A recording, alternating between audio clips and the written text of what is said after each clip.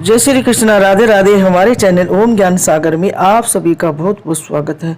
आज हम आप सभी के लिए लेकर आए हैं ज्येष्ठ मास में क्या कार्य करना चाहिए, क्या नहीं, कैसे पूजा करें, स्नान दान व्रत और ज्येष्ठ मास की कथा कहानी, इसी के बारे में बताएंगे। ज्येष्ठ मास में कथा कहानी सुनने से बहुत पुण्य की प्राप्ति होती है और सभी तरह का सुख भोगने के बाद मरणोपरांत मोक्ष की प्राप्ति होती है, बैकुंठ धाम मिलता है। तो हिंदू कैलेंडर के अनुसार तीसरा माह ज्येष्ठ मास होता है, जो प्रतिपदा के साथ शुरू हो गया है।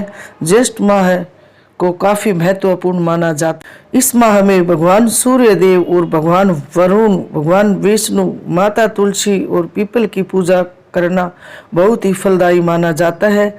ज्येष्ठ मास में कौन से कार्य करना शुभ माना जाता है, कौन से नहीं, ज्येष्ठ मास नाम क्यों पड़ा, बहुत सी ऐसी जानकारी है, कथा कहानी सभी आपको इस वीडियो में बताएंगे। मैं हूँ रीना शर्मा। आज आप सभी के लिए लेकर आई हूँ ज्येष्ठ मास स्नान दान व्रत कथा कहानी पूजा विधि, इसी के बारे में आज आप सभी को बताऊंगी। आशा करती हूँ कि आप सभी को जानकारी जरूर पसंद आएगी और हाँ, आपके अपने मनपसंद YouTube चैनल ओम ज्ञान सागर को सब्सक्राइब जरूर करें, वीडियो को लाइक और सभी परिवार दोस्तों के साथ ज़्यादा से ज़्यादा शेयर करें ताकि सभी कहानी सुन सके और पुण्य की प्राप्ति कर सके। घर में सुख समृद्धि बरकत आती है और मोक्ष की प्राप्ति होती है इस कथा कहानी को सुनने से। चलिए जानते हैं ज्येष्ठ मास नाम क्यों पड़ा। हिंदू कैलेंडर के अनुसार इस माह के स्वामी मंगल है। इस माह के आखिरी दिन पूर्णिमा तिथि के साथ ज्येष्ठा नक्षत्र का संयोग बनता है, इसलिए इस महीने को ज्येष्ठ माह कहा जाता है।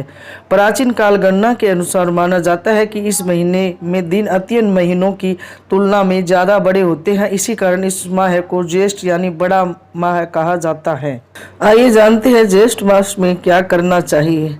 ज्येष्ठ माह में एक समय भोजन करना चाहिए, वह जरूर धनवान बनता है, इसलिए हो सके तो इन दिनों में एक समय भोजन करना चाहिए। शास्त्रों के मुताबिक इस महीने में दिन में सोने की मनाही है। माना जाता है कि ऐसा करने से शारीरिक व परेशानियों का सामना करना पड़ सकता है। ज्येष्ठ माह में सुबह उठकर स्नान आदि करने के बाद सूर्य देव को अर्घ्य जरूर दे। इसके साथ ही पूरे महीने जल दान अवश्य करे, लेकिन जल व्यर्थ करने से बचना चाहिए, क्योंकि जल व्यर्थ करने से कुंडली में वरुण दोष लगता है। ज्येष्ठ माह में तिल का दान अवश्य करना चाहिए, इससे भगवान विष्णु प्रसन्न होते हैं। इसके साथ ही कई हजार यज्ञों के बराबर फल की प्राप्ति होती है। ज्येष्ठ माह के स्वामी मंगल है, इसलिए मंगल ग्रह को मजबूत करने के लिए मसूर की दाल, चने की दाल, गुड़, तांबे का दान देना बहुत ही शुभ माना जाता है। मंगल ग्रह को मजबूत करने के लिए ज्येष्ठ माह के हर मंगलवार के दिन भगवान हनुमान की विधि विधान से पूजा करें, इससे आपको हर तरह के संकट कष्टों से छुटकारा मिलेगा। ज्येष्ठ माह में तुलसी पूजा, पीपल पूजा, व्रत सभी दान पुण्य करने चाहिए, बहुत ही शुभ फल मिलता है। आइए अब जानते हैं ज्येष्ठ माह की कहानी। एक राजा था, उसके दो रानी थी। राजा की छोटी रानी के दो पुत्र थे, वे बहुत ही सुंदर थी। राजा उनसे बहुत स्नेह करता था। बड़ी रानी और छोटी रानी दोनों अलग अलग महल में रहती थी। बड़ी रानी धार्मिक विचारों की थी, व्रत पूजा पाठ सभी तरह के धर्म अनुष्ठान करती थी। ज्येष्ठ माह का व्रत करती, पूजा करती, पीपल जल सींचती, तुलसी माता की पूजा करती, सभी तरह के एकादशी व्रत सभी धार्मिक कार्य करती। बड़ी रानी ने ज्येष्ठ माह के व्रत और स्नान करने का संकल्प लिया और ब्राह्मणी को बुलाकर कथा कहानी महत्व सुनने लगी। कुछ दिन बीतने के बाद एक दिन ब्राह्मणी बड़ी रानी को कथा कहानी सुनाकर अपने घर जा रही थी। तभी छोटी रानी ने बड़ी रानी के महल से ब्राह्मणी को निकलते हुए देखा और अपनी दासियों को बुलाकर उसे अपने पास बुलाया और कहने लगी, ब्राह्मणी सच सच बताना, तुम बड़ी रानी के महल में क्या करने जाती हो? अगर सच नहीं बताया तो तुम पति पत्नी दोनों को गांव से बाहर निकलवा दूंगी। ब्राह्मणी छोटी रानी से कहने लगी, बड़ी रानी ज्येष्ठ माह का व्रत स्नान करती है, उसकी कहानी कथा महत्व सुनाकर आती हूँ। छोटी रानी कहने लगी, दक्षिणा में बड़ी रानी क्या देती है? ब्राह्मणी कहने लगी, दक्षिणा में सोने की मोहर या चांदी की मोहर देती है। छोटी रानी कहने लगी, ठीक है तुम घर जाओ। ब्राह्मणी अपने घर आ गई और छोटी रानी कोप ग्रह में जाकर बैठ गई।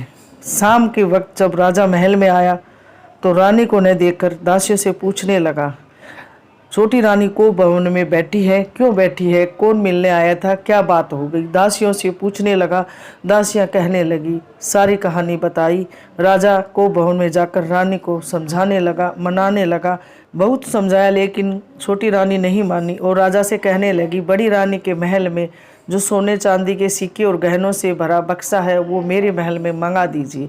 राजा ने कहा, वो बक्सा उसके पियर से आया हुआ है, उस पर मेरा कोई अधिकार नहीं है। लेकिन रानी नहीं मानी तो राजा ने अपने नौकरों को भेजकर वो बक्सा मंगवा लिया अपने महल में और बड़ी रानी ने भी श्रद्धापूर्वक सारे गहने और सिक्के डालकर उस बक्से को राजा के महल में पहुंचा दिया। अब सुबह रानी स्नान करने लगी, तुलसी में जल डालने लगी, सोचती जाए कल ब्राह्मणी कहानी कथा सुनाने आएगी तो मैं उसको क्या दूंगी दक्षिणा में, मेरे पास तो कुछ भी नहीं है। तुलसी माता में जल चढ़ा रही थी तो तुलसी माता कहने लगी, तुम चिंता मत करो रानी, जब भी ब्राह्मणी तुम्हें कहानी सुनाकर जाए तो एक तुलसी का पत्ता तोड़कर उसको दे देना। अब ब्राह्मणी कथा सुनाकर जाने लगती तो बड़ी रानी उसको एक तुलसी का पत्ता तोड़कर दे देती। ब्राह्मणी भी खुश नहीं होती, तुलसी का पत्ता देकर बेमन से ले जाकर रसोई के कोने में रख देती। रोज ऐसे ही होने लगा और राजा का सारा राजपाट, खजाना, धन सब कुछ खत्म हो गया और गांव में अकाल पड़ने लगा।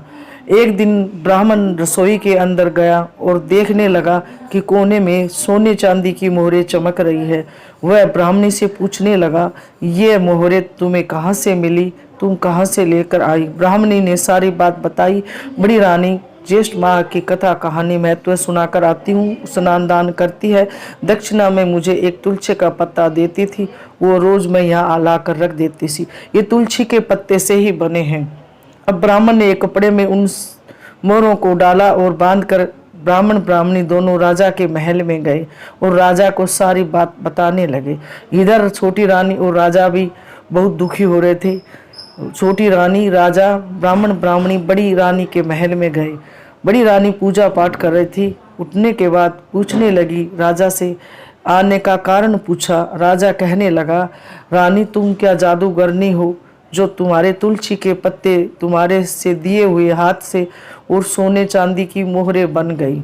रानी कहने लगी और अपने तुलसी के पौधे के पास जो पूजा करती थी वहाँ लेके गई और देखने लगे, सब आश्चर्यचकित रह गए।